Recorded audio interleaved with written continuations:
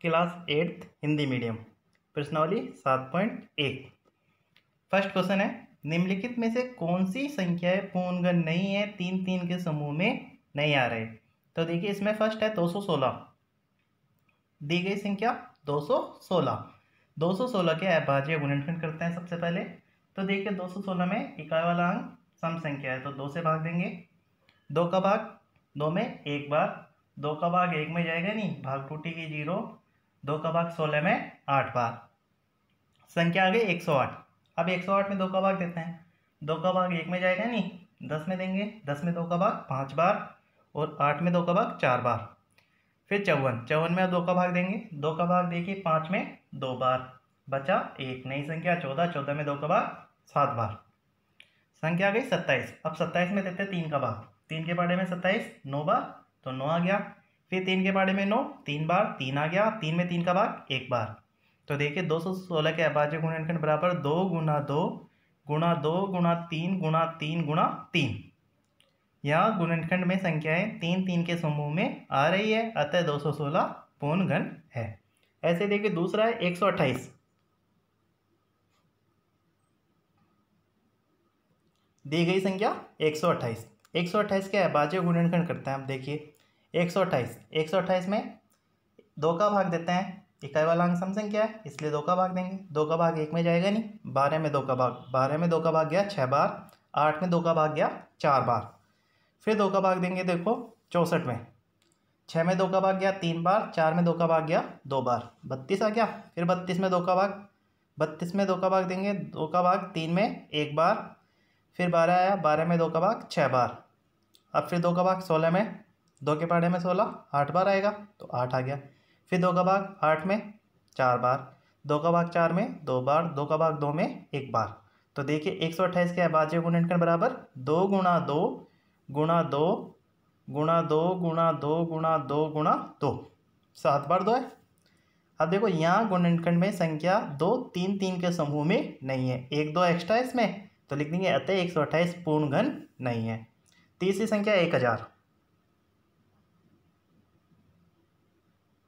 अब देखो 1000 के अभाज्य गुणनखंड करते हैं सबसे पहले। इकाई वाला अंक सम संख्या है, 2 का भाग देंगे, 2 का भाग देते हैं। 2 का भाग 1 में जाएगा नहीं, 10 में गया 5 बार, 2 जीरो के 2 जीरो। फिर 2 का भाग देंगे 500 में। 2 का भाग 5 में गया 2 बार, बचे अपने पास 1, नई संख्या 10, 10 में गया 2 का भाग 5 बार, 0 का 0। फिर 2 का भाग 250 में। 2 का भाग 2 में 1 बार, 5 में गया 2 का भाग 2 बार, संख्या बची 1, संख्या 10, 10 में 2 का भाग गया 5 बार। अब संख्या गई 125। 125 में 5 का भाग, 5 का भाग 12 में 2 बार, बचे 2, नई संख्या 25, 25 में 5 का भाग 5 बार। फिर 5 का भाग 25 में देंगे 5 बार, 5 में 5 का भाग 1 बार। तो देखो लिखते हैं 1000 के अभाज्य गुणनखंड बराबर 2 गुणा 2 गुणा 2 गुणा 3 गुणा 3 गुणा 3। यहाँ गुणनखंड में संख्या तीन तीन के समूह में आ रही है, अतः 1000 पूर्ण घन है। आगे देखो फोर्थ है दी गई संख्या 100। तो देखो 100 के अभाज्य गुणनखंड करते हैं सबसे पहले। अब 100 में 2 का भाग देंगे क्योंकि इकाई वाला अंक क्या है, सम संख्या है। 2 का भाग दिए 50, फिर 2 का भाग 50 में दिए 25। 25 में अब 2 का भाग तो जा नहीं सकता, किसका भाग जाएगा, 25 किस में आता है, 5 के पाड़े में आता है तो 5 का भाग देंगे। 5 का भाग दिए 25 में 5, 5 में 5 का भाग 1 बार। तो देखो लिखते हैं 100 के अभाज्य गुणनखंड बराबर 2 गुणा 2 गुणा 5 गुणा 5। अब आगे यहाँ गुणनखंड में संख्या 2 और 5 तीन तीन के समूह में नहीं है, अतः 100 पूर्ण घन नहीं है। आगे देखो फिर पांचवा है 46,656। तो देखिए 46,656 इसके अभाज्य गुणनखंड करते हैं सबसे पहले। 2 का भाग दिए 4 में 2 बार, 6 में दिए 2 का भाग 3 बार, फिर आगे 6 में दिए 3 बार, 5 में 2 का भाग 2 बार, बचा 1, नई संख्या 16, 16 में 2 का भाग 8 बार। फिर 2 का भाग देंगे 23,328 में। 2 का भाग 2 में 1 बार, 3 में 1 बार, बचा 1, नई संख्या 13, 13 में 2 का भाग 6 बार, बचा फिर अपने पास 1, नई संख्या 12, 12 में 2 का भाग 6 बार, 8 में 2 बार, 8 में 4 बार 2 का भाग। फिर देखो 2 का भाग 1 में जाएगा नहीं, 11 में 5 बार, बचे एक, नई संख्या 16, 16 में 2 का भाग 8 बार, 6 में 3 बार, 4 में 2 बार, फिर 2 का भाग 5832, 2 का भाग 5 में 2 बार, बचा एक, नई संख्या 18, 18 में 2 का भाग 9 बार, 3 में 2 का भाग 1 बार, एक बचेगा, नई संख्या 12, 12 में 2 का भाग 6 बार, फिर देखो 2 का भाग 2916 में, 2 का भाग 2 में 1 बार, 9 में 2 का भाग 4 बार, बचा एक, नई संख्या 11, 11 में 2 का भाग 5 बार, फिर एक बचा, नई संख्या 16, 16 में 2 का भाग 8 बार, फिर 2 का भाग 1458 में, 2 का भाग 1 में जाएगा नहीं, 14 में 2 का भाग गया 7 बार, 5 में 2 का भाग गया 2 बार, एक बचा, नई संख्या 18, 18 में 2 का भाग गया 9 बार। अब देखो 729, 729 में इकाई वाला अंक विषम संख्या आ गई, 2 का भाग तो जा नहीं सकता, फिर 3 का भाग देते हैं इसमें, 3 का भाग 7 में गया 2 बार, एक बचा, नई संख्या 12, 12 में 3 का भाग 4 बार, 9 में 3 बार, 243।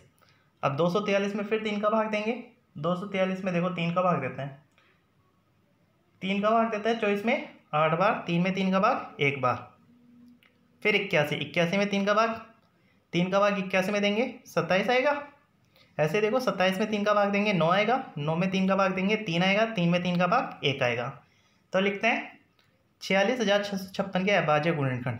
तो देखो 2 कितनी बार है, 6 बार 2 है, तो लिखते हैं 2 गुणा 2 गुणा 2 गुणा 2 गुणा 2 गुणा 2, फिर 3, 3 भी 6 बार है, गुणा 3 गुणा 3 गुणा 3 गुणा 3 गुणा 3 गुणा 3।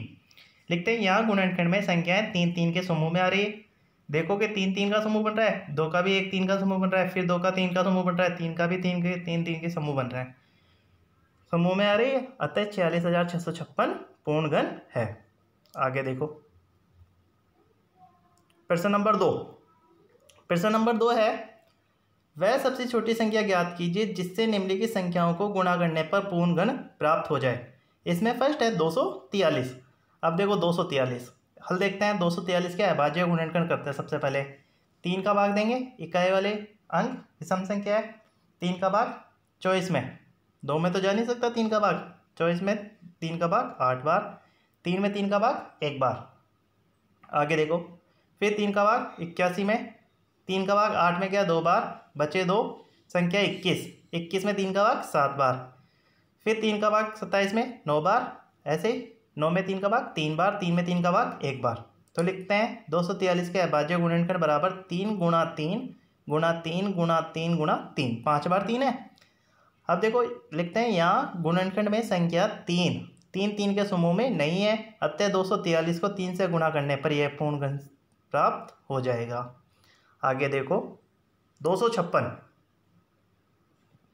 अब देखिए दी गई संख्या 256 है, 256 के अभाज्य गुणनखंड करते हैं। सबसे पहले 256 में इकाई वाला अंक सम संख्या है, 2 का भाग देंगे, 2 का भाग 2 में दिए 1 बार, 5 में 2 का भाग दिए 2 बार, बचा एक, नई संख्या 16, 16 में 2 का भाग दिए 8 बार, फिर 2 का भाग देंगे 128 में, 2 का भाग 1 में जाएगा नहीं, 12 में गया 2 का भाग 6 बार, 8 में गया 4 बार, फिर 2 का भाग देंगे 64 में 32 बार, 2 का भाग 32 में 16 बार, 16 में 2 का भाग 8 बार, 8 में 2 का भाग 4 बार, 4 में 2 का भाग 2 बार, 2 में 2 का भाग 1 बार। तो 256 के अभाज्य गुणनखंड आ गए, कितनी बार आया 2, 8 बार। तो लिखते हैं 2 गुणा 2 गुणा 2 गुणा 2 गुणा 2 गुणा 2 गुणा 2 गुणा 2। यहाँ गुणनखंड में संख्या 2 3 के समूह में नहीं है, अतः 256 को 2 से गुणा करने पर पूर्ण घन प्राप्त हो जाएगा।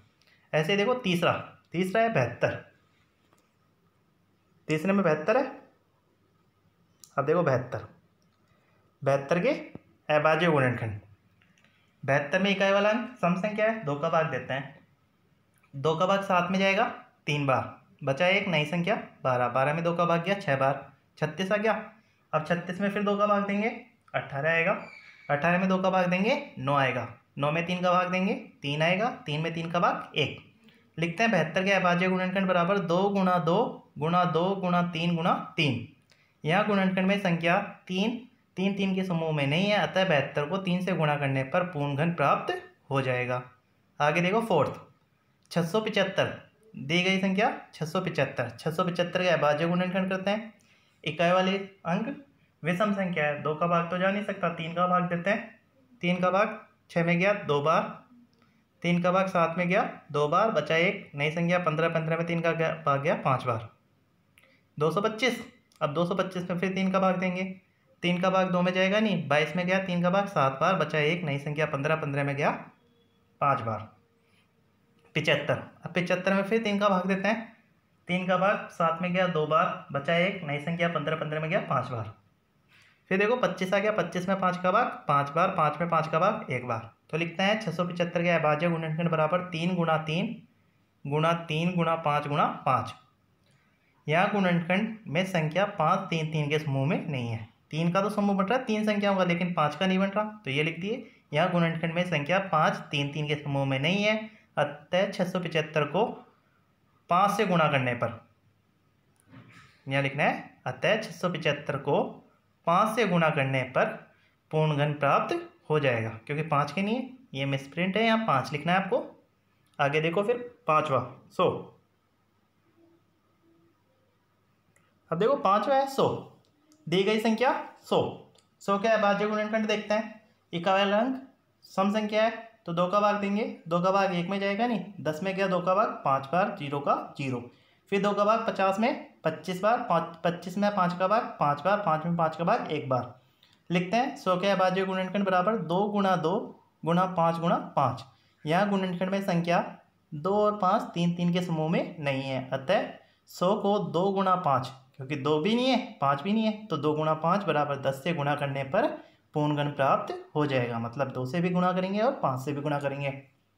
तो हो गए बच्चों, आज आपको प्रश्न नंबर 1 और प्रश्न नंबर 2 अपनी फेयर नोटबुक में करना है। नेक्स्ट क्वेश्चन हम कल करेंगे।